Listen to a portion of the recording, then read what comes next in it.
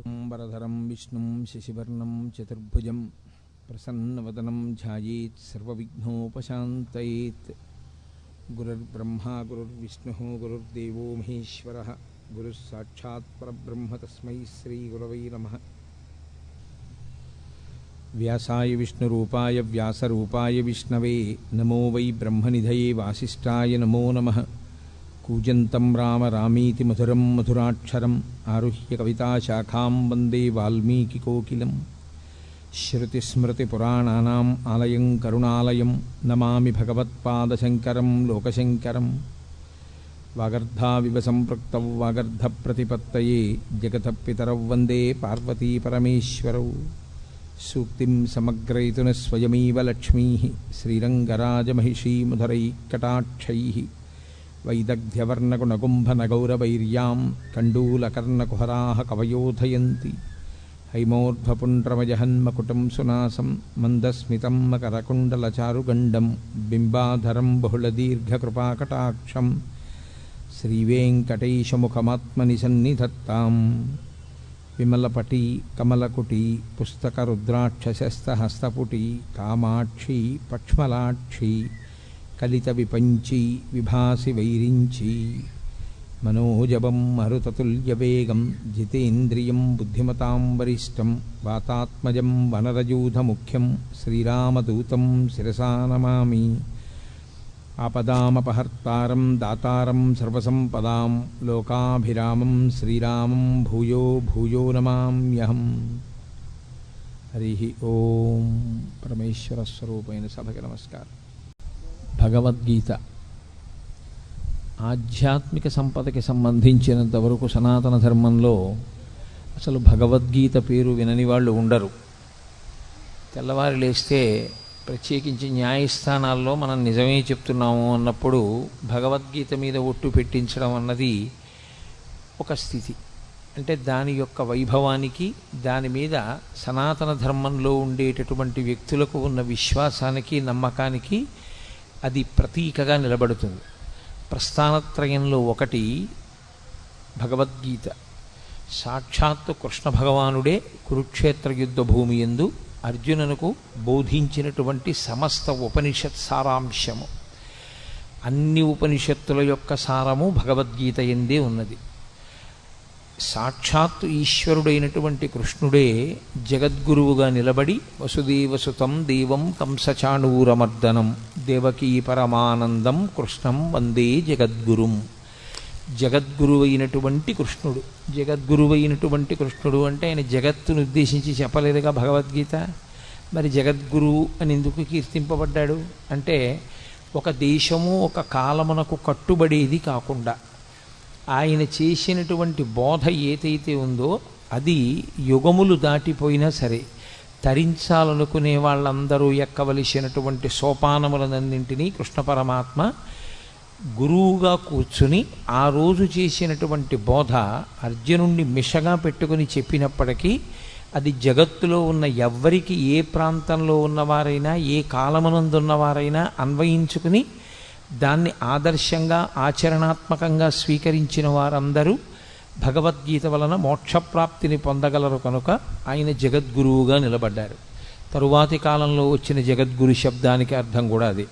అందుకని కృష్ణం వందే జగద్గురుం అటువంటి మహానుభావుడు ఆ భగవద్గీతని బోధ చేసి ఉన్నారు. అయితే చిత్రమైనటువంటి విషయం, అర్జునుడితో కృష్ణ భగవానుడికి చాలా కాలం నుంచి సాన్నిహిత్యం ఉంది. కానీ ఆయన భగవద్గీత బోధ చెయ్యలేదు.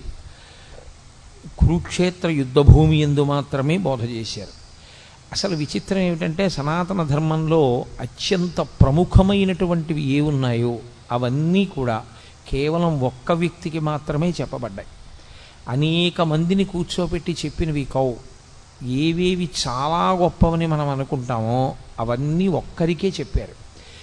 శ్రీరామాయణంలో సంక్షేప రామాయణాన్ని నారద మహర్షి వాల్మీకి ఒక్కరికే చెప్పారు.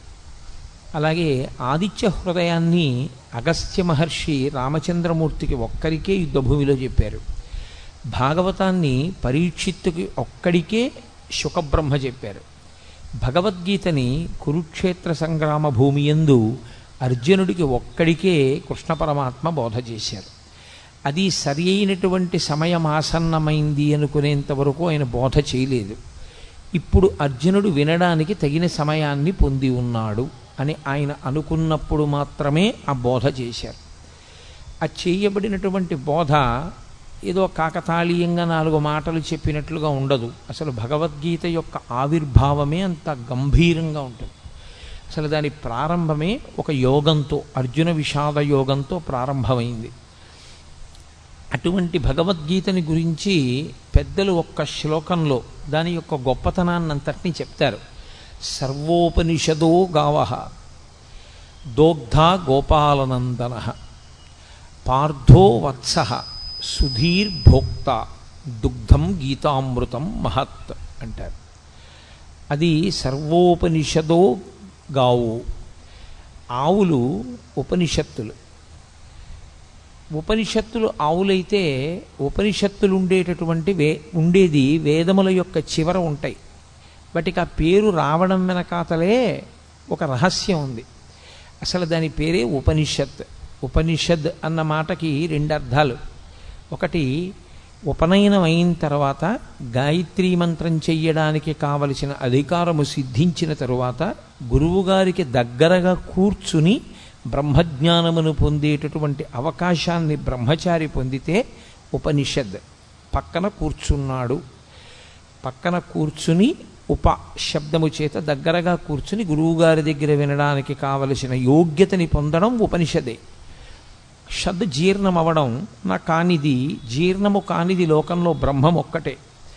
జీర్ణము కానటువంటి బ్రహ్మమునకు దగ్గరగా గురువుగారు తన యొక్క బోధ చేత తీసుకుని వెళ్ళడం కూడా ఉపనిషద్. అందుకే ఉపనిషత్తులన్నీ కూడా గురు శిష్య సంవాదంగా ఉంటాయి తప్ప అవి అనేక మందికి చేసిన బోధలు కావు. యోగ్యుడైనటువంటి శిష్యుడు మాత్రమే గురువుగారి దగ్గర నేర్చుకుంటాడు. ఆ యోగ్యత శిష్యుడు పొందాడు అని నిర్ధారించవలసింది లోకంలో ఇంకెవ్వరూ కాదు. అది ఒక్క గురువుకు మాత్రమే ఉన్న అధికారం. ఇతను ఈ స్థితిని పొంది ఉన్నాడు, ఇప్పుడు నేను బోధ చెయ్యవచ్చు అని గురువు ఎప్పుడు నమ్ముతాడో అప్పుడు మాత్రమే ఉపనిషత్ సారాంశమును బోధ చేస్తారు, లేదా అసలు ఉపనిషత్తుని బోధ చేస్తారు. అటువంటిది సమస్త ఉపనిషత్తుల సారమైనటువంటి భగవద్గీతని బోధ చేయడానికి ఏదో యోగ్యతని చూడవలసి ఉంటుంది కృష్ణ పరమాత్మ. అంతేకాని ఏ యోగ్యతలు లేకుండా ఇక్కడ ఏదో అడిగాడు ఇక్కడ చెప్పేస్తే బాగుంటుందని చెప్పింది కాదు యుద్ధభూమిలో. అందుకే అది ఇంకొకరికి వినపడదు కూడా, ఒక్క అర్జునుడికే వినపడుతుంది. అది సర్వోపనిషదో గావో. ఆ ఆవులు ఉపనిషత్తులు. ఉపనిషత్తులన్నీ ఆవులుగా వచ్చి నిలబడితే దోగ్ధ గోపాల నందన. నందన అన్న శబ్దం కొడుక్కి వేస్తారు సాధారణంగా. కొడుక్కి వేసే శబ్దం నందన. యశోదానందన, దేవకీనందన. అలా ఎవరికి నందనుడైతే వారికి ఆయన నందనుడు అంటే ఆనందమునిచ్చువాడు. గోపాలనందన అంటే తండ్రి శబ్దము చేత చెప్పబడినవాడు కాడు, గోపాలురందరికీ ఆనందమునిచ్చేవాడు. ఎవరా గోపాలురు అంటే ఆయన జన్మించినప్పుడు అంత సౌలభ్యంతో వచ్చింది కృష్ణావతారం.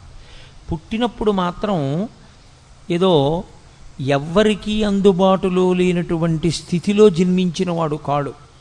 అందరికీ అందుబాటులో ఉండడానికి ఎంతగా ఆచారనిష్ట తెలియని వాళ్ళు ఉంటారో అటువంటి వారి మధ్య పుట్టాడు. తలకడిగితే మొలకడగరు, మొలకడిగితే తలకడగరు. అంత ఆచారం తెలియనటువంటి గోపాల బాలుర మధ్య జన్మించాడు. అందుకే ఏ పాములిరుగక ఏ పారుమేటికి పశుల కాపరి ఇంట పాము కలిగి, ఏ కర్మయును లేక వెలయునొక్కడికిని జాతకర్మంబులు సంభవించే, ఏ తల్లి చనుబాలు ఎన్నడెరుగని ప్రోఢ తల్లి యశోదచనుల పాలు త్రవనిరిగి, ఏ హాని వృద్ధుల నిరుగని బ్రహ్మంబు పొదివిటిలో వృద్ధి పొందనుంది, ఏ చదువులనైన ఇట్టిట్టిదనరాని అర్ధమవయవములయందు అందముంది అని ఆ కృష్ణ పరమాత్మ యొక్క జన్మ విశేషం గురించి భాగవతంలో పోతన గారు అంటారు. అందరికీ అందుబాటులో ఉండేటటువంటి గోపాల బాలుడిగా గోపాల బాలుర మధ్య జన్మించాడు. వాళ్లతో కలిసి ఆడుకున్నాడు, వాళ్లతో కలిసి తిరిగాడు. నిజానికి ఆ వచ్చినటువంటి గోపాలురందరూ కూడా మహర్షులు. మహర్షులందరూ గోపాల బాలురుగా వచ్చారు. కాబట్టి దోగ్ధ గోపాలనందన, పాలు పిండేటటువంటి వాడు కృష్ణ పరమాత్మ. ఆ పాలు పిండడానికి దేంట్లోంచి ఆ పాలు వస్తాయో ఆ ఆవులు ఉపనిషత్తులు. ఉపనిషత్తులు బ్రహ్మమును ప్రతిపాదన చేస్తాయి. ఉపనిషత్తుల యొక్క సారాంశమును చెప్పాలన్నా, ఉపనిషత్ చెప్పాలన్నా తాను ఒక స్థాయిని చేరుకున్నవాడైతే తప్ప చెప్పడానికి అర్హతని పొందడు. కృష్ణ పరమాత్మ జగదాచార్యుడు. అసలు ఆ మాటకొస్తే ప్రతిపాదింపబడవలసినటువంటి బ్రహ్మము ఏది ఉన్నదో అది తానే అయ్యున్నవాడు. బ్రహ్మమును ఎరుగుట చేత తాను బ్రహ్మమవుతాడు ఎవరైనా. బ్రహ్మవిద్ బ్రహ్మైవ భవతి అని. కానీ ఆయన బ్రహ్మవిద్ బ్రహ్మైవ భవతి కాడు, ఆయన స్వయముగా బ్రహ్మము, పరమేశ్వరుడు. అటువంటి కృష్ణుడే ఆచార్యుడయ్యాడు. గురువుకి బ్రహ్మమునకు తేడా చెప్పడం సనాతన ధర్మంలో ఉండదు. గురుర్బ్రహ్మ గురుర్విష్ణు గురుర్దేవో మహేశ్వర గురు సాక్షాత్ పరబ్రహ్మ తస్మై శ్రీ గురవై నమః. అటువంటి గురువయ్యాడు. కాబట్టి సర్వోపనిషదో గావో దోగ్ధ గోపాలనందన. ఏ శిష్యుడి యొక్క స్థాయిని బట్టి ఎలా మాట్లాడాలో ఎలా చెప్పాలో బాగా తెలుసున్నటువంటి కృష్ణ పరమాత్మ గురువుగా, ఆ పాలు ఉపనిషత్తుల యొక్క పాలు పిండేవాడిగా, అంటే సమస్త ఉపనిషత్తుల యొక్క సారమైన భగవద్గీతని బోధ చేసేటటువంటి వాడిగా ఆయన నిలబడ్డాడు. పార్థో వత్సః, ఆవు పాలివ్వాలి అంటే ఓ దూడ ఒకటి ఉండాలి తప్పకుండా.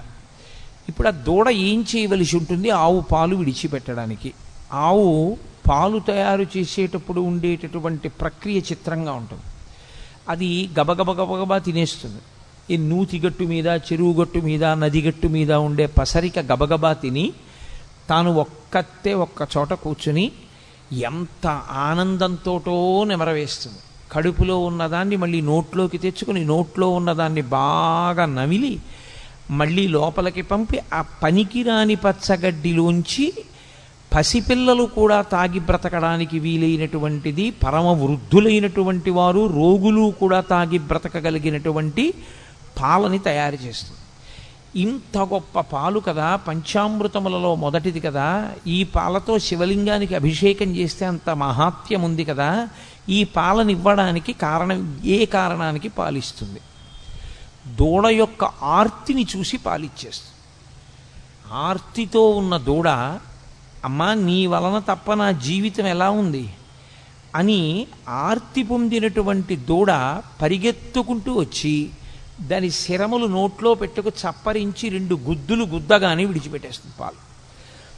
గురువుగారికి ఉండేటటువంటి లక్షణం ఏమిటంటే, శిష్యులు ఆర్తితో వచ్చి గురువుగారి 2 పాదములు పట్టుకుని, గురువుగారు మీరు తప్ప నాకెవరు దిక్కు అని అడగగానే చెప్పకుండా ఉండలేక లోపల దాచుకోకుండా చెప్పేస్తాడు గురువుగారు.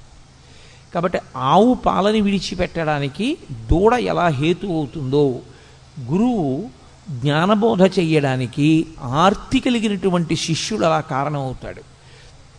కాబట్టి పార్థో వత్సః. ఇప్పుడు పార్థుడు వత్సయై ఆ పాలు రావడానికి కారణమయ్యాడు. ఆవు దూడ అన్ని పాలు తాగదు, అలా త్రాగడానికి అనుమతించరు కూడా. అది పాలు మిగులుస్తుంది. అలా మిగల్చబడినటువంటి పాలు లోకంలో ఎవరెవరు ఆ పాలు కావలసి ఉంటాయో ఆ పాలని ఆ రీతిలో వాడుకుంటారు. ఒకడు త్రాగి బతుకుతాడు, ఒకడు అభిషేకం చేసుకుని తరిస్తాడు, రకరకాలుగా వాడుకుంటారు. అలా సుధీర్భోక్త, ఎవరు ఈ పాలు త్రాగడానికి అర్హులు?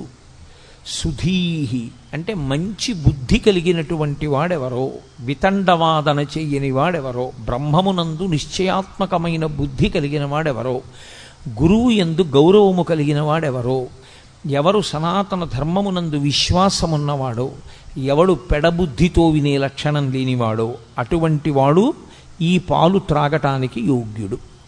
కాబట్టి సుధీహి భోక్త. అటువంటి పాలని దుగ్ధం గీతామృతం మహత్, ఈ గీత అనబడేటటువంటి అమృతాన్ని త్రాగవచ్చు. పాల సముద్రాన్ని చిలికితే ఒక అమృతం వచ్చింది, పరమేశ్వరుడి నోటిలోంచి ఒక అమృతం వచ్చింది. వాగ్రూపమైనటువంటి అమృతమే గీత. అందుకే ఆ అమృతం తాగడానికి చాలా కష్టం. గరుత్మంతుడే తీసుకొచ్చి దర్భల మీద పెట్టినా నాగులు తాగలేకపోయాయి. కానీ గీతామృతం తాగడానికి సాధారణంగా అందరూ ఏ అవయవంతో తాగుతారో ఆ అవయవంతో త్రాగక్కర్లేదు. చెవులు దొప్పలు చేసుకుని వినగలిగితే చాలు. ఆ విశ్వాసంతో ఆ భక్తితో ఎవరు కూర్చుని వింటారో అటువంటి వారందరూ ఈ అమృతాన్ని తాగడానికి అర్హులే. ఈ అమృతాన్ని ఎవరు సేవిస్తారో వాళ్ళకొక లక్షణం ఉంటుంది. అమృతం తాగినవాడు ఇక మళ్ళీ పుట్టవలసిన అవసరం ఉండదు. కాబట్టి ఇదే చిట్టచివరిసారి శరీరాన్ని విడిచిపెట్టడం. కానీ త్రాగడం అంటూ జరిగినప్పుడు శరీరం ఉంటే కదా తాగాడు, శరీరం లేకుండా త్రాగడం అన్న మాట రాదు. కాబట్టి శరీరంతో ఉన్నాడు కాబట్టి తాగాడు, శరీరంతో ఉన్నాడు కాబట్టి అమృతం తాగాడు, శరీరంతో ఉండి తాగాడు కాబట్టి ఈసారి శరీరం పడవలసిందే. అది ప్రకృతికి సంబంధించిన నియమం. ఈసారి పడడం ఏదుందో అదే చిట్టచివరిసారి పడ్డం. ఇంకొకసారి పడవలసిన అవసరం ఎందుకుండదంటే ఇంకొకసారి పుట్టవలసిన అవసరం లేదు కనుక. అంటే జనన మరణ చక్రము నుండి తప్పుకోవడమే అమృతము. ఆ అమృతము నోటితో తాగుతారు దానికి అధికారము సిద్ధిస్తే, కానీ అలా అధికారం సిద్ధించి త్రాగారు అన్నవాళ్ళు మనకి కనపడరు. కానీ గీతామృతం తాగడానికి మాత్రం ఎల్లరూ యోగ్యులే. దేని చేత యోగ్యత? సుధీహి భోక్త, మంచి బుద్ధి కలిగిన వాడైతే, అటువంటి మంచి నిర్ణయం చేసుకున్నవాడైతే, మనసు మంచిదయ్యుంటే, భగవంతుడి గురించి మనం తెలుసుకోవాలనేటటువంటి చిత్తమాలిన్యము లేకుండా కూర్చోగలిగిన వాడైతే అటువంటి వాడు ఈ అమృతమును త్రాగటానికి అర్హుడు.